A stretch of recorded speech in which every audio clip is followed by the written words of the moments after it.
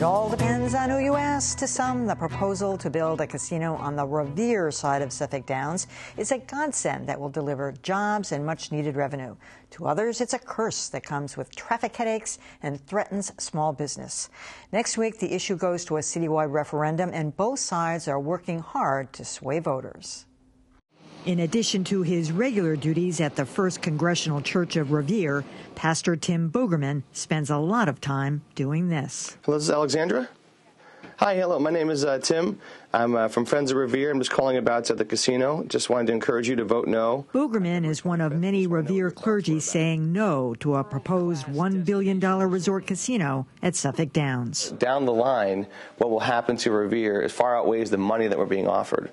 So when we look at those things, the families that will disintegrate from gambling, people that become addicts from that, the traffic issue. Revere is just days away from a vote that would pit the city against Everett, vying for Eastern Massachusetts' sole casino license. I know that when the citizens of Revere see this new agreement with Mohegan Sun, they will support the project and the opportunities it provides our great city in numbers greater than we saw back on November 5th. It was that November 5th vote that started the domino effect to next Tuesday's referendum.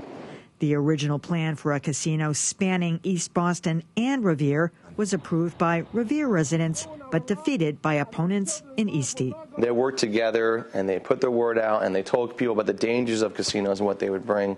In Revere, we were very concerned about it, but we didn't do enough to act. Bogerman believes many opponents are afraid to speak out, including some business owners. There's major fear saying, listen, we're going to go out of business if this happens. They know the real story. There are some who feel good about it, some who feel it's going to help them, and a lot of them may feel that way because they have an idea of what they may get out of it. One person who feels good about the plan is Gary Ferragamo, co-owner of the Revere Beach restaurant Antonia's. Like Bogerman, he was born and raised in Revere, but unlike him, Ferragamo sees an upside to a casino not far from his eatery. This is not in the middle of nowhere. We're minutes from Boston, we're minutes from a beach. People are going to want to see this area. Ferragamo says Revere has been stagnant for too long and that the extra visitors a casino might bring in can have a ripple effect. Even if we get a fraction of those people to stagger around and come around and see our city and our sights and our beach and my restaurant, that'll no doubt increase business. Ferragamo has dreamt big in the past, helping to oversee a development that promised to turn Revere into Miami's South Beach. Even though that deal went bust, he could see both sides. No matter what development you're going to build, there'll always be positives and negatives. And I thought long and hard about it when it first came to fruition that this could really happen. And in my humble opinion, the positives far outweigh the negatives. Wherever the chips fall come Tuesday, expect the casino debate in Eastern Massachusetts to carry on. My next guest is a vocal casino opponent. Father George Zoll is the pastor of Immaculate Conception Church in Revere and the leader of an interfaith coalition against the casino plan. Welcome, Father. Thank you. I'm not the leader. I'm a member. You're one of them. All right. So you heard what Mr. Ferragamo just said. He says there's an upside and a downside to every development, every construction, every change, everything that's new. Can you see that? Well, yes, I can see that. The casino's beautiful on the outside. But Jesus said, so are dead men's graves. Whitened sepulchres. You know, it's very attractive. But so is Atlantic City, surrounded by a slum, you know, and dead businesses, and drugs and prostitution and addictions of all kinds. And I mean, it's the same thing in Niagara, where they have the Seneca resort, and in Detroit, my hometown. I'm not a native Bostonian. I'm from Detroit, Michigan. And of course, it was already pretty well downhill when they brought in 3 casinos, hoping to bring things up, but that didn't happen. It only got worse. So you're against it across the board, not just for Revere, but just morally and every other way. Just think, it's not on my own. The local bishop asked me to, and the other pastors in Revere to get involved, and I personally, 6 weeks ago, I said it's a done deal.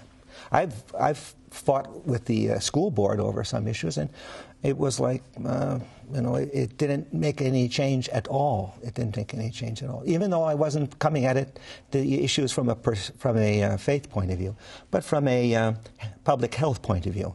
And I was ridiculed, but that's okay. That's my job.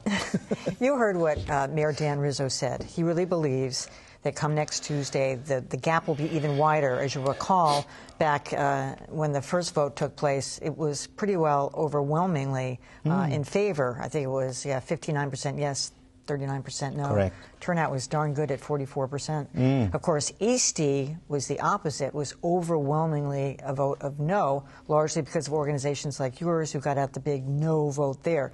Do you think you can turn those numbers around? I think so. I think it's already happened. I think it's going to be very close, but at least we made an effort. We've been making an effort for 4,000 years, the Judeo-Christian, and if the society goes ahead and makes a big mistake, we're there to pick up the pieces. It's sad, but that's what we're there for. What do you say about proponents who say, "Well, it's 4,000 permanent jobs, good wages, benefits"? Permanent jobs. Would you like your daughter to be a cocktail waitress for $3 an hour and tips, or even $9 or $10 an hour, or a parking attendant, or cleaning toilets? I am told, the one side says that the average wage is about $45,000 to $50,000. I think that's if you compute in those at the upper level with with everyone else. But the highest paid floor worker is a car dealer, I am told, for $22,000 a year, plus tips, I suppose, if someone wins. And it goes down from there. And how many of those are part-time jobs? And are they guaranteed? From my understanding, they don't guarantee. They're supposedly the jobs are for anyone within a 15-mile radius. Okay, not specifically Revere. And so there are 250 jobs that they're going to try their hardest to give to Revere residents, and there are 2 computers where they can apply. And what kind of jobs are they? And they talk about construction jobs, but that's only going to last 2 years. Why not make something like they have in Somerville, an assembly square? Twice as many permanent jobs, okay? Twice as many permanent jobs, and and construction jobs too as well. Do you think in the same space? In your gut, let's say they build it either in Everett or Revere, does your gut say this is going to be a bust the way it was in Detroit? Well, I certainly hope not. Who knows? Who knows? The reason I was asked to come in is that it says in the Catechism of the Catholic Church. I mean, the cardinal tried to wrote against it in his in the newspaper that I believe was the Fall River Anchor when he was bishop down there, and the Massachusetts Catholic Conference wrote against it because it says gambling on a small scale for entertainment is acceptable. A bingo game here, a card game there, but on the level of a casino is predatory. You get nothing for nothing. You're very convincing. Father George Sal, thanks so much for coming in. You're welcome. Thank you very much.